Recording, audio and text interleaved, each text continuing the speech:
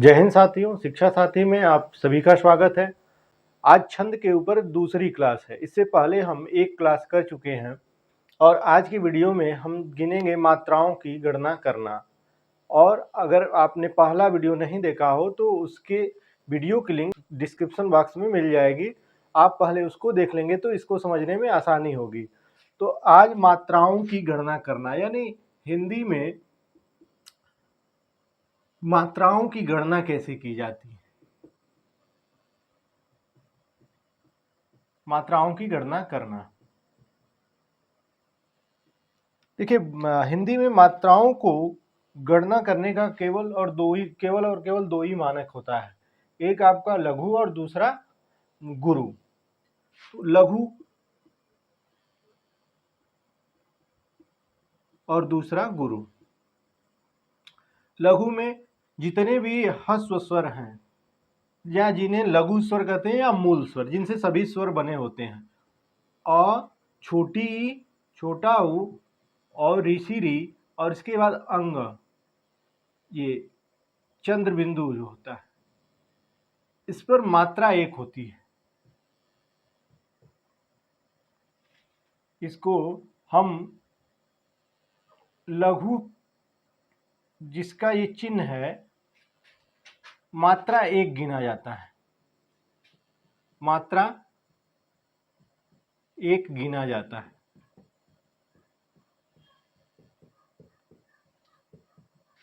और आगे गुरु में आ, बड़ी ई, बड़ा ऊ, ए, ऐ, ओ, औ और अंग। इसको गुरु के नाम से, गुरु से हम गिनते हैं और इसका जो चिन्ह होता है यश के आकार का होता है, जिसे वर्तुल प्रतीक कहा जाता है। और मात्रा दो गिना जाता है। मात्रा दो गिना जाता है।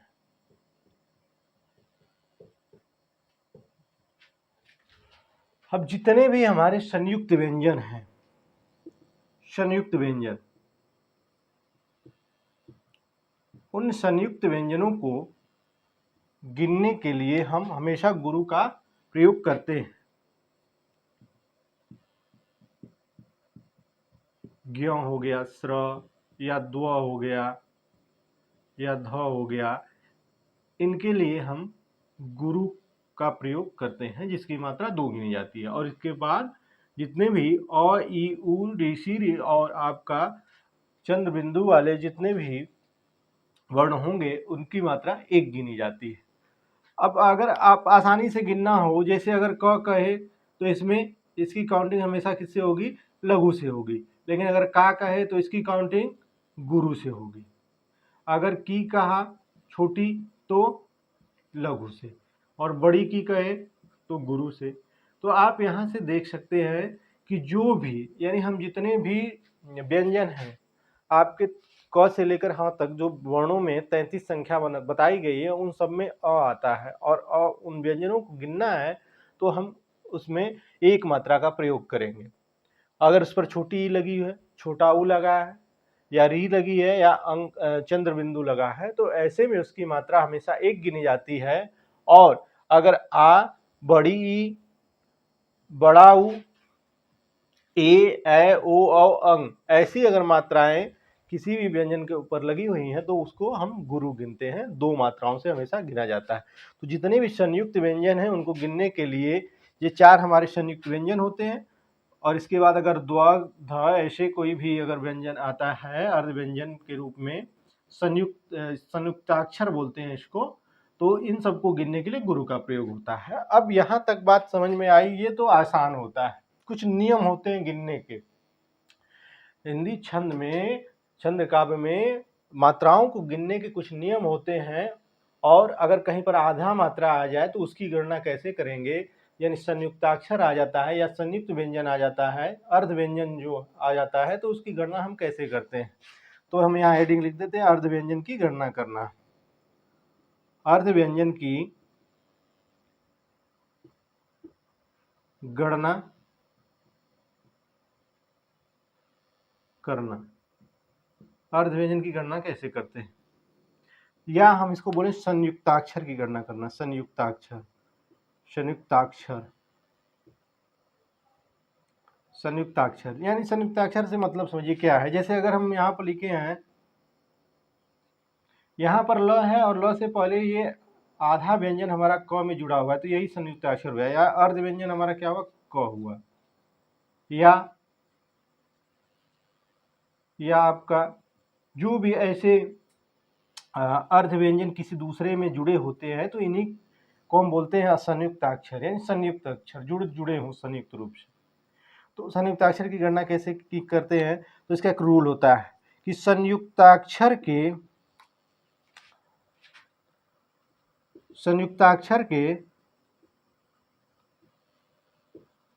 पहले का लघु वर्ण दीर्घ गिना जाता है।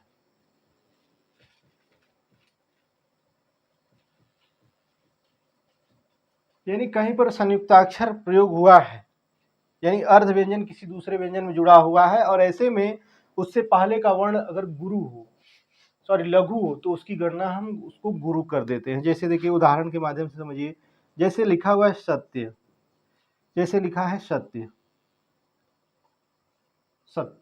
या हम कहें लिखा है पंथ, धन्य, मंद। अब ये शब्द आप देखिए यहाँ पर कहा कि संयुक्त अर्ध व्यंजन की गणना करना। यहाँ पर य में पहले त लगा है, थ के पहले न लगा है, और य के पहले भी न लगा है और द के पहले भी न लगा है। तो ये जो न है ये पूरा का पूरा तो व्यंजन है नहीं, अर्ध व्यंजन है। तो इसी दोनों को जैसे आधा त य में मिला तो इसी को संयुक्ताक्षर बोलते हैं। अब इसकी गणना कैसे, हम इसको हिंदी के अंदर कैसे गिनेंगे कि इस पे कितनी मात्राएं लगाई जाए, सत्य में, पंथ में, धन्य में और मंद में कितनी मात्राएं होंगी। तो यही आपने लिखा है रूल कि संयुक्ताक्षर के पहले का लघु वर्ण दीर्घ गिना जाता है। ऐसे में यहाँ पर जो आधा त लगा है इसकी गणना इसके पहले वाले के साथ होती है, और पहले में स है तो स को तो हम गिनते हैं लघु से, लेकिन ये त इसके पहले वाले को दीर्घ गिना जाता है, दीर्घ बना देगा।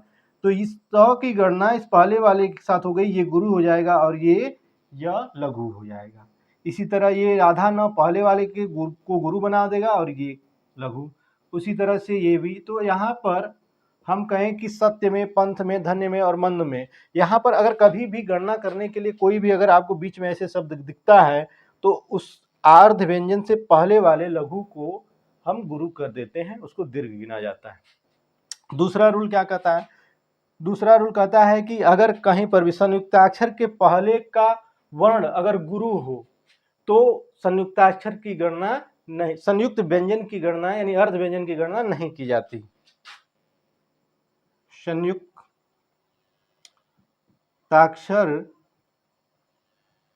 के पहले का वर्ण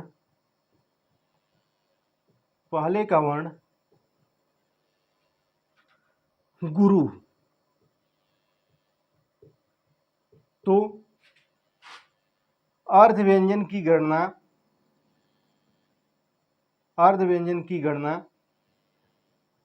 नहीं की जाती।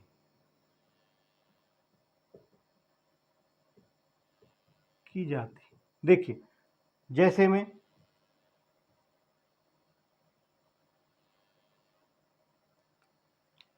जैसे यहां पर लिखा है धान्य, अब अगर यहाँ पर इससे पहले वाला रूल कहता है कि अगर ये ध होता, धन्य लिखा होता, जैसे यहाँ पर हमने लिखा धन्य, तो यहाँ पर आधा न जो अर्ध व्यंजन है उससे पहले वाले को गुरु बना देता और इसकी काउंटिंग से पहले वाले में हो जाती है, और लास्ट वाला वही लघु है तो लघु और गुरु है तो गुरु हो रहा था। अब यहाँ पर इस संयुक्ताक्षर के पहले का वर्ण ही हमारा क्या है, दीर्घ है यानी गुरु है, तो इसको तो हम हमेशा दो मात्रा लेकर चलेंगे। और ऐसे कंडीशन में ये न जो होता है यानी ये अर्ध व्यंजन होता है, इसकी गणना नहीं की जाती। तो धान्य में भी कितनी मात्राएं हैं, 3 मात्राएं। यानी जब कहीं पर हमें बीच में अर्ध व्यंजन दिखाई दे और उससे पहले का वर्ण गुरु हो, उस कंडीशन में उस बीच वाले अर्ध व्यंजन की गणना नहीं की जाती। और तीसरा, अगर हम कहें कि अर्ध व्यंजन, अर्ध व्यंजन, एक और उदाहरण देख लीजिए, जैसे वाक्य लिखा है, अगर वाक्य, वाक्य तो यहाँ वह पहले से ही गुरु है, तो यहाँ पर दीर्घ है, तो यहाँ पर इसकी ये हो जाएगा गुरु और ये लघु, यहाँ पर क की गणना नहीं की जाएगी। अर्ध व्यंजन जब प्रारंभ में हो, प्रारंभ में हो तो गणना नहीं की जाती।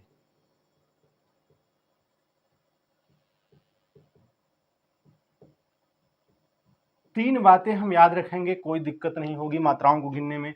देखिए, अगर अर्ध व्यंजन शुरुआत में लगा हो तो हम उसकी गणना नहीं करते। जैसे न्याय लिखा है, न्याय। अब बताइए, इस आधे जो अर्ध व्यंजन है न, इसकी गणना हम कैसे करेंगे? तो इसकी गणना करते ही नहीं है, इसकी गणना नहीं की जाती। अब ये जो गुरु है, इसको गुरु, और ये न्याय। श्याम अगर लिख दें, श्याम, तो यहां पर ये स देखिए अर्ध व्यंजन है, इसकी गणना नहीं की जाएगी। जैसे और भी लिख देते हैं, ध्यान, ध्यान। अब यहां पर ध आया शुरुआत में और ये अर्ध व्यंजन है, इसकी गणना नहीं की जाएगी।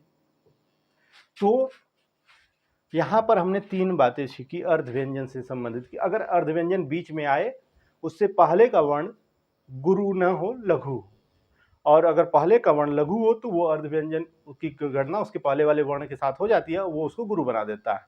दूसरी बात कि अगर पहले से ही अर्ध व्यंजन बीच में आता है और उसके पहले का वर्ण पहले से ही गुरु है, दीर्घ है, तो ऐसे में उस अर्ध व्यंजन की गणना नहीं की जाती। तीसरा रूल, अगर किसी भी शब्द में अर्ध व्यंजन पहले से ही लगा हो, जैसे न्याय, जैसे आपने देखा ध्यान, जैसे आपने देखा श्याम, या और भी ऐसे बहुत सारे शब्द हैं जहां पर जिसकी शुरुआत ही अर्ध व्यंजन से होती है, तो इस कंडीशन में भी उस अर्ध व्यंजन की गणना नहीं की जाती। अब आगे संयुक्त व्यंजन की गणना करना। आगे हम बात करेंगे हलंत वर्ण से पहले का लघु वर्ण दीर्घ गिना जाता है। यानी अगर कोई वो शब्द लिखा है और उस शब्द के में कहीं पर भी हलंत लगा है, तो उससे पहले के वर्ण को हमेशा दीर्घ गिना जाता है।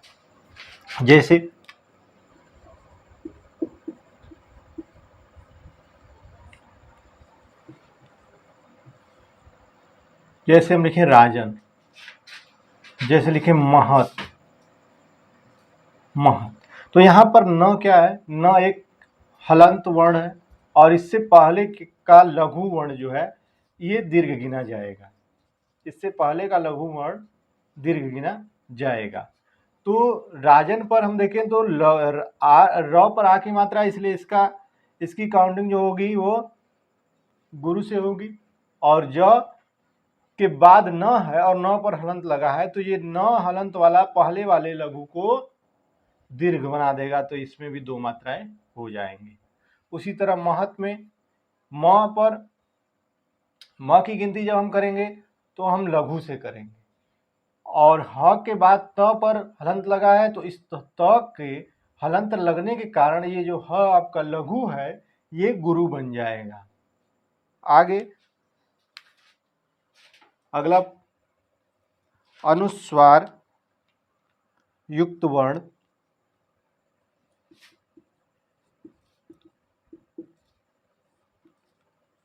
अनुस्वार युक्त वर्ण दीर्घ गिने जाते हैं, दीर्घ गिने जाते हैं। यानी ऐसे शब्द जिन पर कोई वर्ण के ऊपर अनुस्वार यानी अंक की मात्रा लगी हो, और ऐसे वर्णों की शब्दों की काउंटिंग करते समय उस वर्ण को हम हमेशा और हमेशा गुरु गिनते हैं। जैसे चंचल लिखा हो, चंचल, चंचल, जैसे पंकज,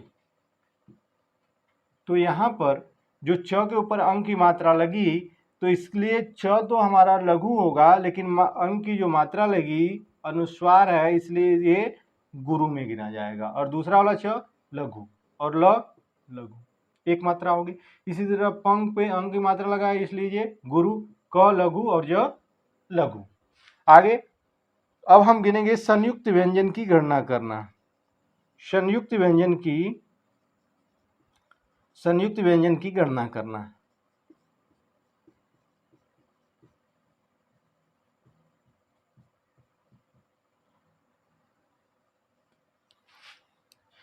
संयुक्त व्यंजन के पहले का वर्ण, संयुक्त व्यंजन के पहला नियम संयुक्त व्यंजन में ये कहता है कि संयुक्त व्यंजन के पहले का वर्ण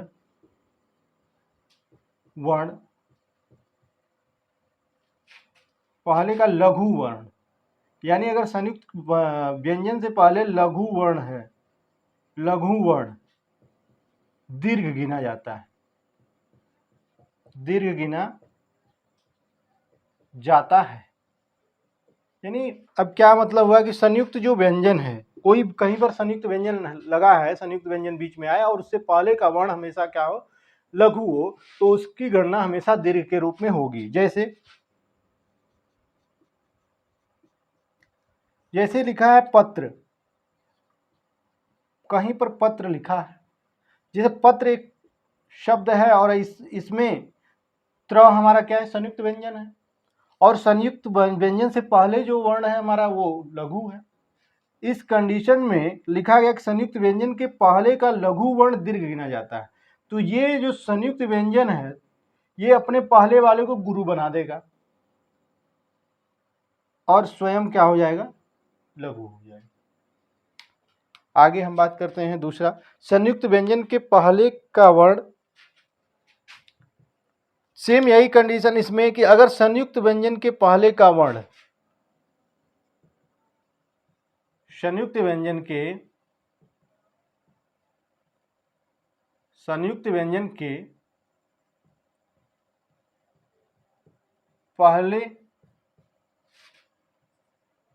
का वर्ण अगर गुरु हो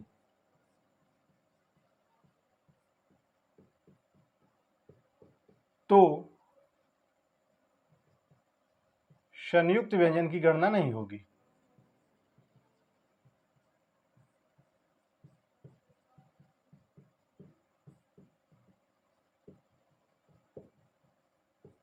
जैसे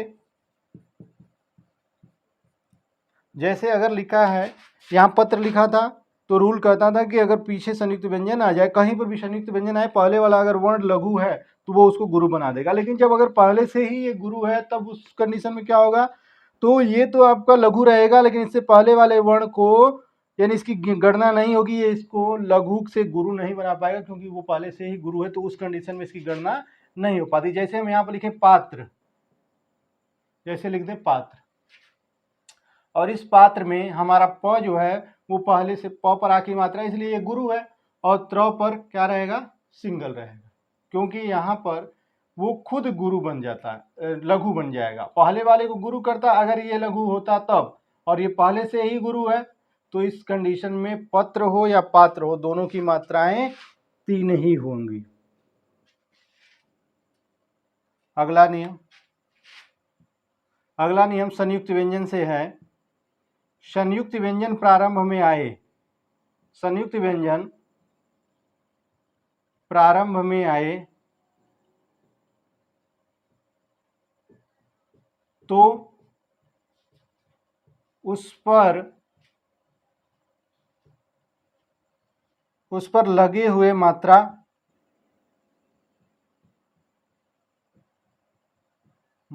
से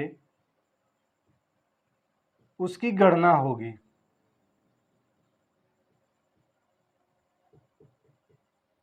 समझिए, अगर हम कहीं पर कोई शब्द ऐसा देखें जिसकी शुरुआत ही संयुक्त व्यंजन से होती है, और अगर शुरुआत में उस शब्द की शुरुआत ही संयुक्त व्यंजन से हुई है और उस शब्द पर जो मात्रा लगी है, आ की मात्रा लगी है, ई की मात्रा, क्या कैसी मात्रा लगी है, और उस जो मात्रा का जो गणना करने का या वो लघु होगा या दीर्घ होगा, मात्राएं जिस प्रकार से होंगी ऐसे में जो उस पर मात्रा लगी होगी उसी से उसका काउंटिंग की शुरुआत होगी। जैसे देखिए, जैसे लिखा है ज्ञान, जैसे लिखा है ज्ञान, ज्ञान। अब यहाँ पर ये ज्ञ संयुक्त व्यंजन, इस पर आ की मात्रा लगी और शुरुआत इसी से हुआ, इसलिए ज्ञान में भी 3 मात्राएं। लेकिन अगर वहीं पर त्रिशूल लिख दिया जाए, त्रिशूल, तो यहाँ पर त्र पर तो हमारा त्रिशूल है, त्र पर हमारे छोटी की मात्रा होनी चाहिए, तो ये तो लघु होना चाहिए, लेकिन लघु नहीं हुआ क्योंकि त्र क्या है, हाँ यहाँ पर सॉरी, त्र जो होता है वो इस पर मात्रा जो होती है वो गुरु की होती है। त्र अगर कहीं पर लिखा जाए तो इसकी काउंटिंग हम गुरु में करते हैं, लेकिन यहाँ पर त्र पर कौन सी मात्रा है, लघु, यानी छोटी की मात्रा है, तो ये हुआ आपका लघु। छोटी की मात्रा को हमेशा हम लघु से गिनते हैं, तो ये इस पर एक मात्रा हो जाएगी, 100 पर बड़ा हो और ल। तो कहीं पर भी अगर संयुक्त व्यंजन से जो शुरुआत होती है उस पर जो मात्राएं होगी उसी से उसका शुरुआत होगा। जैसे त्र की अगर गणना किया जाए तो हमको गुरु चाहिए, लेकिन त्र पर छोटी की मात्रा लगे, इसलिए इसकी काउंटिंग हमेशा छोटी ई का जो एक मात्रा से होती है, लघु से होती है, इसलिए त्रिशूल में 4 मात्राएं ही होंगी टोटल। दोस्तों अब एक मात्रा और रहेगी संयुक्त व्यंजन में, वो ये है कि अगर किसी भी संयुक्त व्यंजन में की दीर्घ मात्रा हो और उससे पहले का वर्ण लघु हो, तो वो स्वयं तो दीर्घ रहेगा और अपने पहले वाले लघु को भी दीर्घ बना देता है। जैसे जैसे दिखे पत्रा, जैसे पत्रा। नियम ये कहता है कि अगर कहीं पर भी संयुक्त व्यंजन हो और उस संयुक्त व्यंजन पर दीर्घ मात्रा लगी हो, तो ऐसे कंडीशन में वो संयुक्त व्यंजन अपने पहले वाले लघु वर्ण को गुरु बना देता है और स्वयं गुरु रहता है। तो पत्रा में 4 मात्राएं होंगी नियम के अनुसार। तो अब आगे हम आपको कुछ मात्राओं को देते हैं, कुछ आपको शब्द देते हैं, उनकी मात्राओं को गिनिएगा जो बहुत कठिन होते हैं, थोड़ा अपने आप में कठिन है। जैसे देखिए, शब्दों को यानी मात्राओं की गणना करना।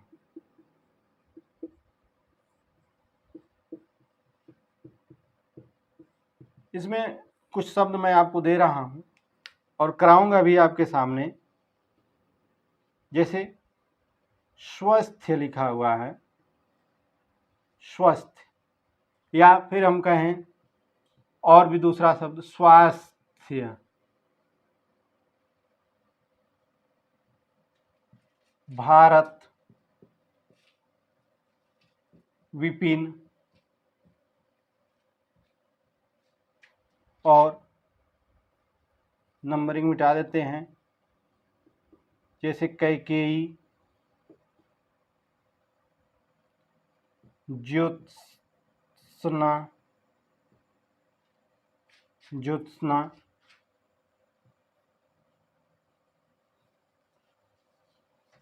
और भी शब्द जैसे हम कहें,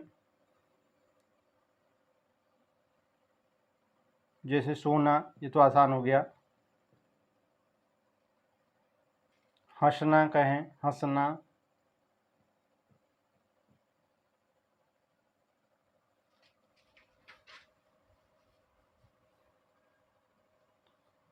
हंसना।